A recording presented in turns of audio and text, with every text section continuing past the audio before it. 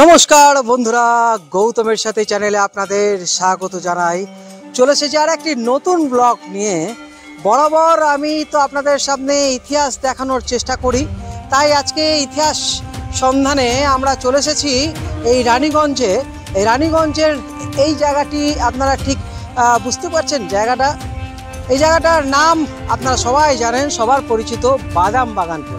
দেখতে পাচ্ছেন একদিকে নন্দলাল জালান স্কুল এবং আরেকদিকে সবার আপনারা জানেন এসআর মোটরস, তার শোরুম রয়েছে। এবং আজকে যে কারণে আপনাদের সামনে এখানে এসে উপস্থিত হয়েছি, পরপর দেখতে পাচ্ছেন এই গাছগুলো রয়েছে, এত বিশাল গাছ।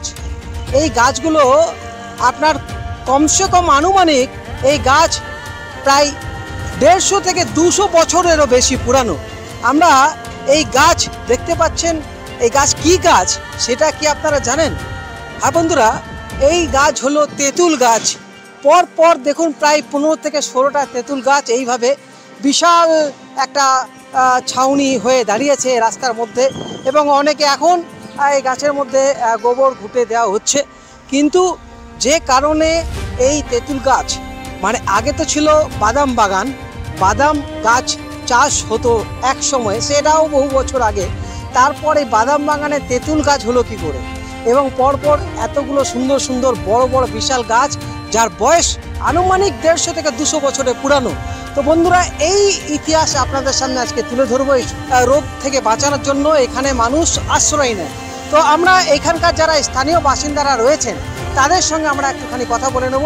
এই গাছ কত বছরের পুরানো এবং কি কারণে কেউ কি গাছটা লাগিয়েছিল, এবং এই গাছের গোড়া, আমি ক্যামেরাম্যান কৌস্তব রয়েছে এখন আমার সঙ্গে, কৌস্তবকে দেখানোর জন্য বলছি। গাছের গোড়া দেখুন, এক একটি গাছের গোড়া, এখানে পরপর গাছের গোড়ার যে মূল যে বিশাল আকৃতির সে গাছ, তেঁতুল গাছ। আমরা কথা বলে নেব, চলুন বন্ধুরা স্থানীয় বাসিন্দাদের সঙ্গে কথা বলবো। বন্ধুরা, এখানে স্থানীয় বাসিন্দারা রয়েছেন, আমরা তাদের সঙ্গে একটু কথা বলে নেব। এই গাছ কত বছরের পুরনো দাদা? এটা মোটামুটি আপনার 200-300 বছরের গাছ হবে। কি করে গাছগুলো সৃষ্টি? এটা ব্রিটিশ লাগিয়েছিল। কি কারণে? এটা ব্রিটিশ যখন যাতায়াত করতো রাস্তায়, যখন এখানে কয়লা খনি ছিল দ্বারকানাথে, প্রিন্স দ্বারকানাথে, তখনকার এটা গাছ ছিল। তখন ওরা লাগিয়েছে গাছে ছাওয়া টাওয়া এসব হওয়ার জন্য। আচ্ছা, হ্যাঁ, তাহলে ব্রিটিশদেরই সেই হাতের ছোঁয়া রয়েছে। হ্যাঁ, ওই ব্রিটিশেরই যা আছে লাগিয়েছে, সেই ব্রিটিশরাও আছে, আমরাও আছি। আচ্ছা, হ্যাঁ। তো বন্ধুরা দেখুন, আরেকজন স্থানীয় বাসিন্দা যেটা বললেন যে ওনাদের গাছের ছায়ার দরকার ছিল, তাই জন্য কিন্তু ব্রিটিশরাই কিন্তু এই গাছ লাগিয়েছিলেন। এবং এখানেও কয়েকজন রয়েছে। দাদা, কিছু ইতিহাস জানা আছে? যখন রবীন্দ্রনাথ ট্যাগোর এখানে কয়লা চলতো, তখন ওই সময় থেকে গাছ আছে এটা। আচ্ছা, আজকাল গাছ নাই, 200-300 বছর পুরনো গাছ। अच्छा दादा, आप बोलिए कुछ। ये हाँ। बारे में कितना साल से आप देख रहे हैं? बहुत दिन থেকে। अच्छा, बहुत दिन। হ্যাঁ, हाँ, আমার আমলে থেকে, বাবার আমলে থেকে, আর আগে থেকে। আপনার কি মনে হচ্ছে এই গাছ কারা লাগিয়েছিল? পর এরকম তো গাছ হয় না, পর দেখা যাচ্ছে কিন্তু এত গাছ। আর গাছগুলা আমার মানে পাশা থেকে কাটানো হবে, মানে আমার বাড়ি থেকে যেতে অসুবিধা হচ্ছে, ঘর দুয়ার করবে জন্য সেরকম জন্য বলা আছে। তো বন্ধুরা দেখতে পেলেন, এই রানীগঞ্জের প্রায় ঐতিহাসিক গাছ বলা যেতে পারে এই তেঁতুল গাছ। হ্যাঁ দাদা, আজ পর্যন্ত এখন বাঁচা আছে 22টা গাছ পর্যন্ত বাঁচা আছে। লেকিন এর আগে আরো গাছ ছিল? আর গাছ ছিল, এই যে ব্ল্যাঙ্ক দেখছেন, ওখানে ব্ল্যাঙ্ক আছে কিছু জায়গাটা, ওখানে গাছ ছিল আগে। এখন কিছুদিন পরে মানে ভাঙা হচ্ছে। টোটাল 22টা গাছ, 22-23টা গাছ, এখনো 22টা আছে মনে হচ্ছে। এখন 15-16টা, মানে 4-5টা ভাঙা হয়েছে। হ্যাঁ, তাহলে বলুন আপনি। 16টা আছে, এখন 16টা আছে। আপনারা সেই ছোটবেলা থেকে দেখে আসছেন? আমরা তো ছোটবেলা থেকে খেলছি, দেখছি আর দাদু ফাদু। এই রোদের মধ্যে একটা বিশাল কিন্তু ছাউনির কাজ করছে মানুষের। হ্যাঁ, খুব ঠান্ডা জায়গা, ঠান্ডা লাগে। খুবই ঠান্ডা। তো কিরকম লাগছে আজকে রানীগঞ্জে বুকে এরকম একটা ঐতিহাসিক যেখানে আমরা থাকছি? বহুত সুন্দর লাগছে, আবার বহুত সুন্দর, খুব ভালো লাগছে এখানে, খুব ঠান্ডা জায়গা। গরমকালে এখানে মানুষরা বসাবসি করে, বেশি গরম হয়ে গেলে এখানে বসে যায়, ঠান্ডা লাগে, সব ভালো থাকে এখানে মানুষরা। দুপুরবেলা এখানে ঘুমায় সব এসে, রিক্সাওয়ালা, ভ্যানওয়ালা, টোটোওয়ালা সব। তাহলে আপনারা এখানে রক্ষণাবেক্ষণ করবেন তো, এই গাছ যেন কাটা না হয়? হ্যাঁ, কেন রক্ষা করবো? এখানে এই গাছটাই আমাদেরই আছে, তো এখানে ঠান্ডা জায়গা, এই গাছটা কেন কাটা যাবে না? আপনারা কি বলবেন তারা, এই গাছ কেন আর কোনোদিন জীবনে না কাটা হয়, তাই তো? না কাটাই ভালো, মানুষ একটু সুরক্ষিত থাকে গাছ থাকা। আর আমি তো চাইবো যত গাছ আছে এখানে আপনি দেখতে পারেন, পুরো গাছই গাছ আছে, 2 সাইডে গাছ আছে। ভবিষ্যৎকালে না কাটা হয়, এটা ইম্পর্টেন্ট। কি মানুষরা এখন যে সুরক্ষিত আছে সব পাওয়া যাবে ভালো করে। তো গাছ একটি জীবন, অক্সিজেন যোগান দেয় এবং তাই আমরা বেঁচে আছি। এবং এই মুহূর্তে আমরা আপনাদের দেখানোর চেষ্টা করছি যে মানুষ বললেন স্থানীয় বাসিন্দারাই, ব্রিটিশরাই কিন্তু এই গাছ লাগিয়েছিলেন। তো বছর 250-300 বছর। যাই হোক, আমার যতদিন জন্ম ততদিন আমি দেখছি, আমার মা বাবার থেকে দেখছি। বল, জানিস গাছ সম্পর্কে? না। এর আগে ছিল, কেন লাগিয়েছিল? হ্যাঁ, অনেকবার তো কাটার চেষ্টা হয়েছিল ইয়েতে, পার্টির লোক হোক, কিন্তু কাটতে পারেনি। গ্রামের লোক ইয়ে করে অবজেকশন করেছে। দেখতে পাচ্ছেন। আর এই ঠিক গাছ, এই গাছের পাশেই কিন্তু কৌস্তবের দোকান, তো শোরুম। আমরা কৌস্তবের সঙ্গে কথা বলে নেব। কৌস্তব, এখানে তুমি কতটুকু ইতিহাস সম্পর্কে জানো? এই গাছ কত বছর ধরে দেখছো, কিংবা এর কাহিনী কিছু জানা আছে? ফার্স্ট অফ অল নমস্কার সবাইকে। ইতিহাস বলতে দেখুন, এটা মানে আমার জন্ম কেন, আমার বাবার জন্মের আগের এই গাছ, ঠিক আছে। এই গাছের হিস্ট্রি বলতে এই গাছ বহু পুরনো।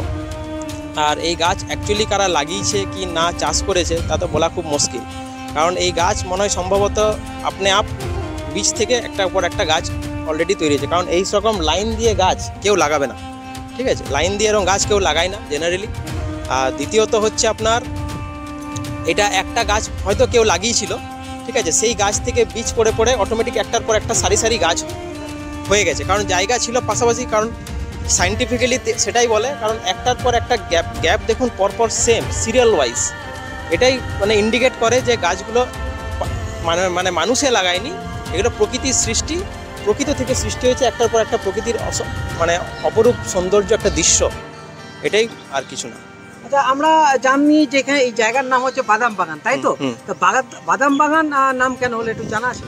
এটা বাদাম বাগান নাম ছিল কারণ আগে শুনেছি লোকের মুখে বা স্থানীয়দের মুখে, মানে এখানে বাদাম গাছ ছিল একসময়, কিন্তু বাদাম গাছ এখন আমি কোনো দেখতে পাই না। বাদাম গাছে কোনো এখন নামও নিশান কিছু নেই, তেঁতুল গাছই দেখতে পাই। তো সুতরাং এটা এখন তেঁতুল বাগানই পরিচিত, বাদাম বাগান কিছু নয়। আচ্ছা, তো আমরা কৌস্তবের সঙ্গে কথা বললাম।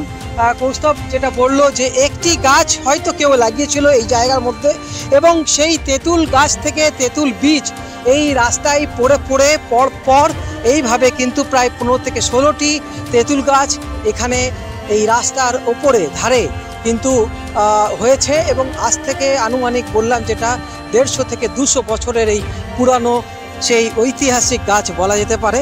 তো বন্ধুরা, সত্যি আজকে আমাদের রানীগঞ্জের এরকম এক একটি জায়গায় আমরা ইতিহাস খুঁজে পাবো। দেখতে পাচ্ছেন এই মুহূর্তে আপনাদের সামনে তুলে ধরছি গৌতমের সাথে। আপনারা যেভাবে পাশে আছেন সেভাবে পাশে থাকুন, দেখতে থাকুন গৌতমের সাথে। আপনাদের সামনে এইভাবেই কিন্তু আগামী দিনেও দেখাতে থাকবো ইতিহাস। আজকে যেমন আপনাদের সামনে তুলে ধরলাম এই বাদাম বাগানে তেঁতুল গাছের ইতিহাস, আর এইভাবেই চোখ রাখুন, সাথে থাকুন, দেখতে থাকুন গৌতমের সাথে। আজকের মতো ব্লগ এখানে শেষ করছি। আপনারা ভালো থাকুন, সুস্থ থাকুন। আর একটি কথা আপনাদের জানিয়ে রাখি, আপনাদের অজানা ইতিহাস যদি জানা থাকে সেক্ষেত্রে আমাকে আমার ফোন নাম্বার 9832289141 এই নাম্বারে ফোন করবেন এবং আপনাদের কোনো ইতিহাস আমাকে আপনাদের সঙ্গে শেয়ার করতে পারেন। তো বন্ধুরা, আজকের মতো বিদায় নিচ্ছি। আপনারা ভালো থাকুন, সুস্থ থাকুন, ধন্যবাদ।